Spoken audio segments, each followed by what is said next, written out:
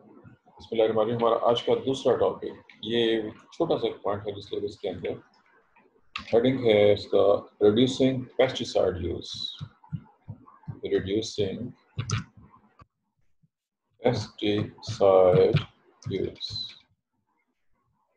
Pesticide के इस्तेमाल को कम करें। हम पेस्टिसाइड को डिटेल से पढ़ चुके होंगे, पेस्टिसाइड्स के क्या असरात हैं, क्या इफेक्ट्स हैं, ये टॉपिक हम डिस्कस कर चुके हैं। यहाँ पे हेडिंग उसी रेफरेंस है, पोल्यूशन को कम करने के लिए पेस्टिसाइड का इस्तेमाल कम किया जाए। अब आप इससे किस हद तक वाकिफ हैं, ये आप ही बेहतर बता सकते हैं। मैं तो ज़ाहिर है कि इसको जब डिस्कस करूँगा तो फिर बहुत से पॉइंट्स आएंगे इसमें। जी, आपके जहन में है कोई पॉइंट कि कोई तरीका जिसकी मदद से हम पेस्टिसाइड के यूज़ को कम कर सकते हैं? सिर्फ एक लफ्ज़ बोलना है, कोई लफ्ज़ बोल सकता है कि नहीं? नहीं बोल सकते, फिर मैं लिख रहा हूँ जी, बायो पेस्टिसाइड्स। चलें, अब ये बताइए, ये लफ्ज़ भी पढ़ा हुआ नहीं पढ़ा हुआ? Do you know what are biopesticides? पढ़ा हुआ है? यस सर पढ़ा हुआ। इकरा और दलित ने कह दिया जी पढ़ा हुआ, ठीक है। आपने इसको बहुत मुखसर सा पढ़ा हुआ है, और जैसे हम पहले कह चुके हूँ कि मौजूदा दौर में तो मसला ही कोई नहीं, आप घर बैठे बहुत से पढ़ सकते हैं, नेट से बहुत से आपको मिल जाएंगे इसके हवाले से। बहरहाल लफ्ज़ मतलब है ऐसे पेस्टिसाइड जिनका ताल्लुक लिविंग थिंग के साथ हो। वैसे तो इसकी बहुत सी ड्रिल आ जाती हैं अगर हम ड्रिल में जाएं, लेकिन मैं यहाँ पे specifically Bacillus thuringiensis, BT abbreviation है, Bacillus thuringiensis। क्या आप इस नाम से वाकिफ हैं पहले से कि नहीं? इसका मतलब बीटी, चूँकि स्टैंडर्ड एब्रिविएशन है जी, बीटी Bacillus thuringiensis की स्टैंडर्ड एब्रिविएशन है। इसी के हवाले से मैं डिस्कस करना लगा हूँ इसको, क्योंकि इसका ताल्लुक जेनेटिक इंजीनियरिंग के साथ भी, it's related with genetic engineering, और दोनों का ताल्लुक आ जाएगा इंजीनियरिंग। चलिए जी, अब इसके जो बैकग्राउंड है उसकी बात कर देता हूँ। साइंटिस्ट ने स्टडी किया कि एक बैक्टीरियम बीटी एब्रिविएशन है बेसिलस, इसके अंदर एक ऐसा केमिकल पैदा होता है जो टॉक्सिन है। और टॉक्सिन किस किस्म का है? इट इज टॉक्सिन जो इंसेक्ट्स को इफेक्ट करता है, इंसेक्ट्स को किल करता है। अब ये बड़ी इंटरेस्टिंग चीज़ थी साइंटिस्ट के लिए। इस पे काम शुरू हुआ, साइंटिस्ट ने आखिरकार वो जीन आइसोलेट की जो बैक्टीरिया में थी और ये डिजीज का असर दी। जीन आइसोलेशन के बाद आगे लफ्ज आ गया जेनेटिक इंजीनियरिंग।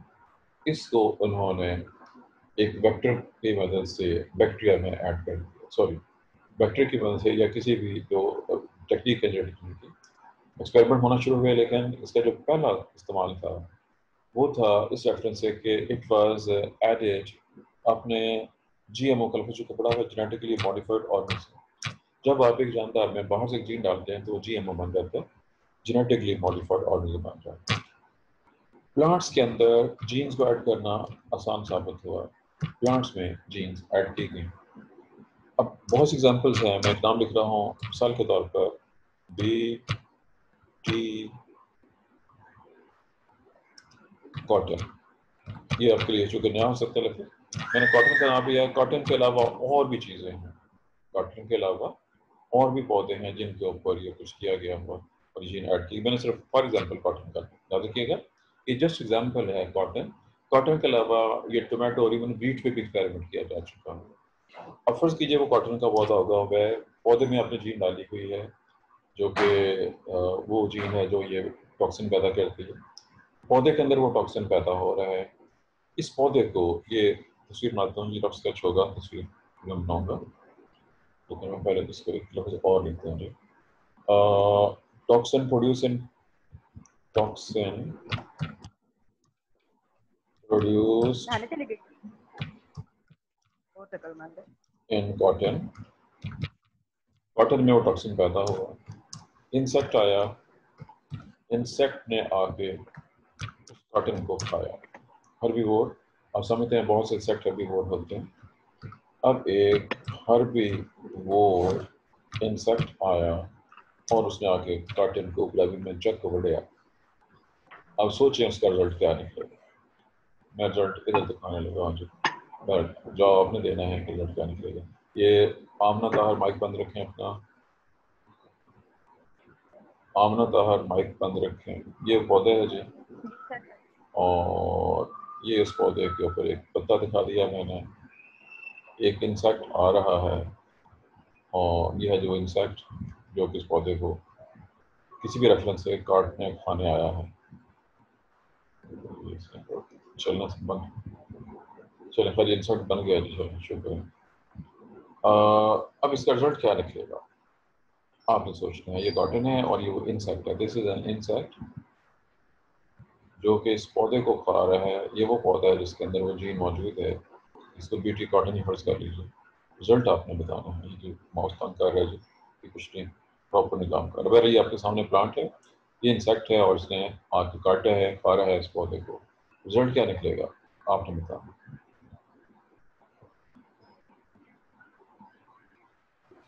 इंसेक्ट की डेथ।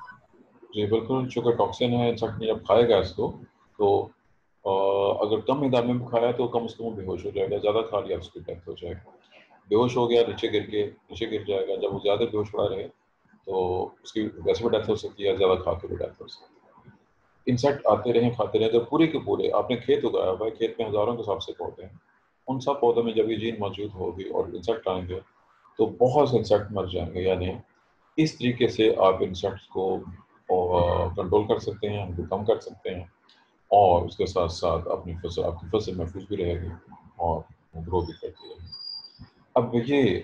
अब इस एग्जाम्पल को सामने रखते हुए सोचें कि ये मेथड ज़्यादा बेहतर है या वो स्प्रे जो हम करते हैं इंसेक्टिसाइड के नाम से, कौन सा मेथड बेहतर निकला, ये वाला या वो वाला। क्लासिक जॉब होगा ये वाला। सर जिन प्लांट्स में हम ये जीन डाल रहे हैं उसको हमने भी तो खाना है, ह्यूमंस ने भी, तो हमारे लिए भी तो ये मुश्किल होगा जी इरसाना, यदि हमने यूज करना है। Very good very good. इरसा ने बहुत अहम पॉइंट रेज किया है, लेकिन मैंने इसलिए यहाँ पे मैंने पहले कह दिया था कि मैं कॉटन को एज एग्जाम्पल ले रहा हूँ।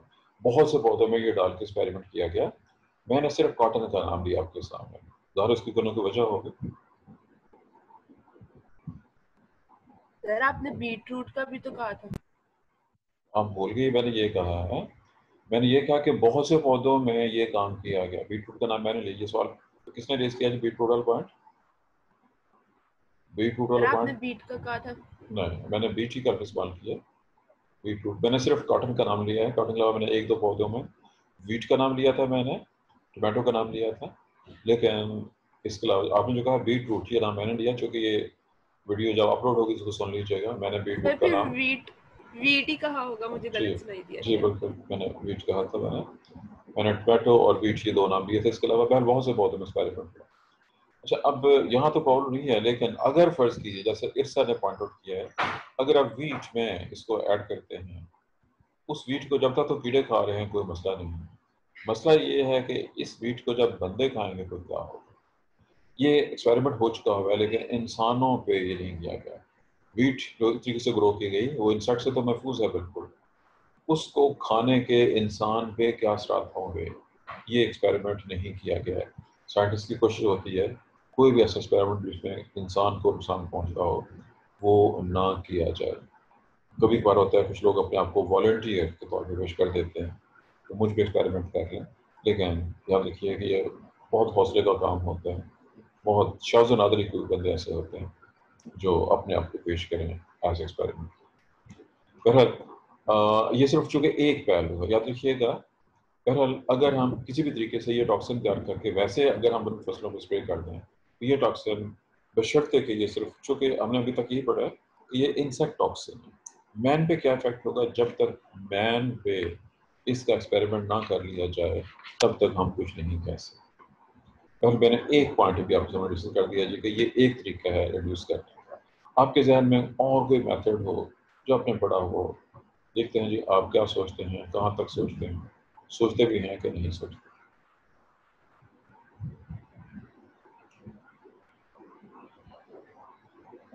No answer from the class, no response from the class, no reaction from the class. चलो जी मैं हेडिंग दे रहा हूँ। जी बताइए। सर बताएं। अगर हम किसी तरीके से उन इंसेक्ट्स की या फिर जो सी वो ग्रोथ है वो पहले से ही कम कर लें, मतलब बजाय इसके कि पेस्टिसाइड्स उनको प्लांट्स पे अप्लाई करें। जी, आपका पॉइंट बिल्कुल ठीक है। हम इंसेक्ट्स की ग्रोथ आप ये करेंगे उनको बड़े होने से पहले उनको कम करें, लेकिन कैसे? आपने किसी तरीके का सवाल किया ना, यहाँ पे आपको एक्चुअल तरीका बताना पड़ेगा ना किस तरीके से। चलिए मैं अगला हेडिंग दे रहा हूँ क्या? चलें, चूंकि अब इकरा ने शुरू कर ही दिया है, ये इकरा ही थी ना, ये पॉइंट किसने रेस किया था? सर आमना। आमना था। जी सागर, आप कुछ कहना चाह रहे हैं? सागर, सागर ने माइक ऑन किया था जी, माइक ऑन करके माइक बंद कर दिया। चलें, हाँ कोई बात नहीं। चलें जी, ये आमना ताहर ने अगर ये पॉइंट रेस किया था कि अगर हम किस तरीके से इंसेक्ट्स को कम कर दें, किसी तरीके से, मैं ज़ाहिर है कि इंसेक्टिसाइड का इस्तेमाल शामिल नहीं है, कौन से तरीके से? अब इसमें एक्सपेरिमेंट्स हैं, बहुत से एक्सपेरिमेंट्स हुए। एक एक्सपेरिमेंट ये है, ये एक्सपीटी फॉर एक्सपेरिमेंट एब्रिवेशन दे रहा हूँ, एब्रिवेशन एक्सपेरिमेंट की। साइंटिस्ट एक्सपेरिमेंट्स यूँ के कर रहे हैं कि खुद किसी भी खतरनाक इंसेक्ट जो फसलों को नुकसान पहुंचाता है, एक इंसेक्ट को पकड़े, एक इंसेक्ट का तो इंसेक्ट स्पीशीज की बात हो रही है, इंसेक्ट उसकी बात हो रही है दुश्मन हमारा जो नुकसान पहुंचाता है फसलों को, उसको इस तरह से मॉडिफाई करें, जेनेटिकली मॉडिफाइड करें उसको, जीनोम बनाए उसका, जेनेटिकली मॉडिफाइड कर दें उसको। मॉडिफाइड किस तरह से करें कि वो अडल्ट तो बन जाए बट वो स्टीराइल हो जाए। स्टीराइल, याद रखिए स्टीराइल का टेक्निकल मीनिंग, स्टीराइल के बहुत से मीनिंग होते हैं। इसका एक मीनिंग ये है कि वो जानदार इनकैपेबल ऑफ रिप्रोडक्शन, यानी वो रिप्रोडक्शन नहीं करेगा, बच्चे पैदा नहीं कर सकेगा, नेक्स्ट जनरेशन पैदा नहीं हो। और ये एक्सपेरिमेंट किया गया है मेल्स पे, ये एक्सपेरिमेंट मेल इंसेक्ट के साथ किया गया, यानी मेल्स इंसेक्ट लिए गए और उनको इस तरीके से मॉडिफाई किया गया कि वो स्टीराइल हो जाएं, रिप्रोड्यूस ना कर सकें। बहुत से मेल्स ऐसे उसके बहुत से आपने इंसेक्ट ग्रो कराया, उनमें से मेल को सेपरेट किया और मेल्स को जेनेटिकली मॉडिफाइड कर लिया, या क्लोनिंग करके भी कर सकते हैं, और फिर उसको एनवायरमेंट में छोड़ दें। अब जब बहुत से मेल्स जो स्टीराइल होंगे आप एनवायरमेंट में छोड़ेंगे तो रिजल्ट क्या निकलेगा? सोचिए।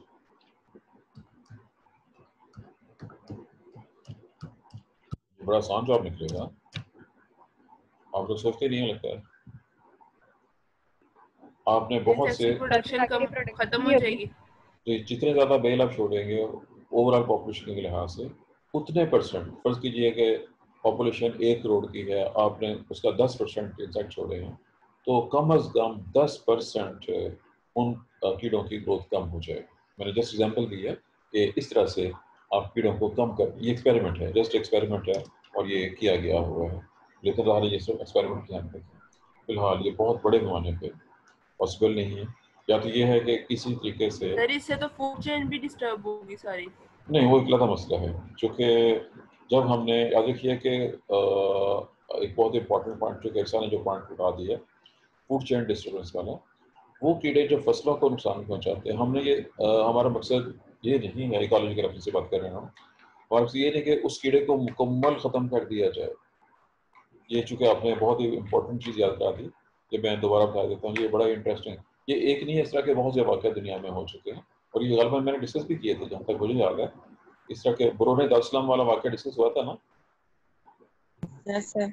हाँ, तो Yes, बिल्कुल sir. ऐसे ही यही एक्सपेरिमेंट चाइना ने भी किया था।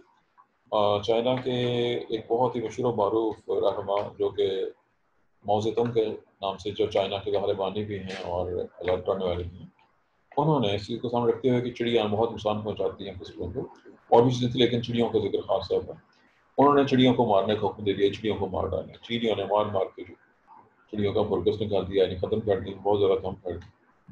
उसके बाद अगले बहुत से सालों तक, बल्कि 10-20 सालों तक चाइना में बहुत से मिसाइल पैदा हुए, चिड़ियों के कम होने से कीड़े ज़्यादा आना शुरू हो गए और उन कीड़ों ने फसलों की तबाही मचा के रख दी, और उसका रिजल्ट खासी ज़्यादा इंसानों की गुर्बत की शक्ल में, कैद की शक्ल में है। दोबारा याद रखिएगा कि जब भी आप कोई काम करते हैं तो उसके तमाम, उसको कहते हैं प्रॉस एंड कॉन्स, उसके फ़ायदे क्या होंगे, इसके नुकसान क्या होंगे, उन सब चीज़ों को सामने रखना पड़ता है। अगर ऐसा नहीं करेंगे तो फिर गड़बड़ हो सकती है।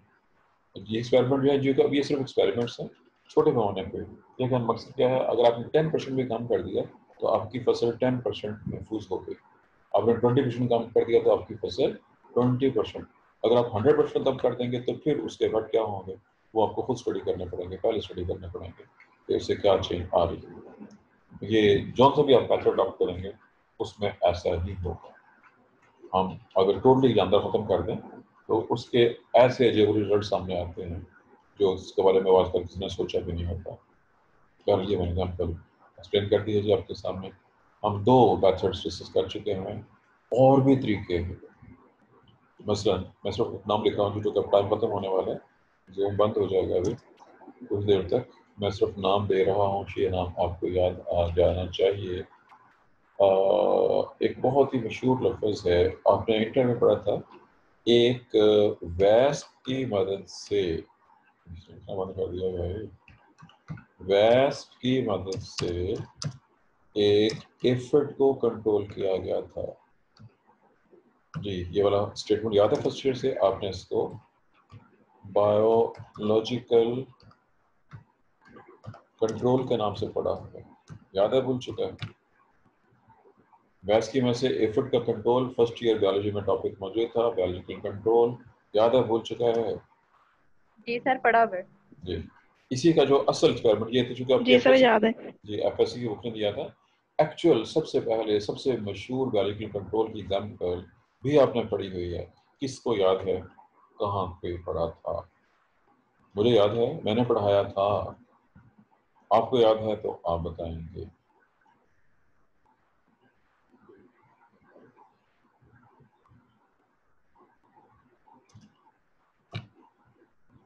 जी फर्स्ट सेमेस्टर ज़ूलॉजी का पहला सेमेस्टर इनवर्टिब्रेट ज़ूलॉजी, इंसेक्ट वाला chapter, phylum Arthropoda, Insecta, biological control, cottony cushion scale, lady bird beetle, California, citrus pest. मैंने सारे के सारे हिंट्स दे दिए आपको, ये एक्सप्लेन हो चुका हुआ। जाके इन सब हिंट्स को चेक करके इसको याद करना है। सबसे पहला बायोलॉजिकल कंट्रोल, पाकिस्तान में इस पर बहुत सा काम हो रहा है, पूरी दुनिया में इस पर बहुत काम हो रहा है, क्योंकि ये वो बहुत मेथड है। इसमें आप एक नेचुरल तरीके से एक नेचुरल चीज़ को कंट्रोल करते हैं। असूल है कि दुश्मन का दुश्मन आपका दोस्त होता है, ये इसका बुनियादी असूल। दुश्मन कीड़ों को मारने के लिए, देखिए वो कीड़े जो आपके दुश्मन हैं, दुश्मन को क्या कहते हैं जी? दोस्त को तो फ्रेंड कहते हैं, दुश्मन कौन होता है? सफो यानी एनिमी। जी एनिमी, फो, FO ई स्पेलिंग है, देखें फो की स्पेलिंग क्या है? जी सर। FO, फोई। फो। किसी भी दुश्मन कीड़े को कंट्रोल करने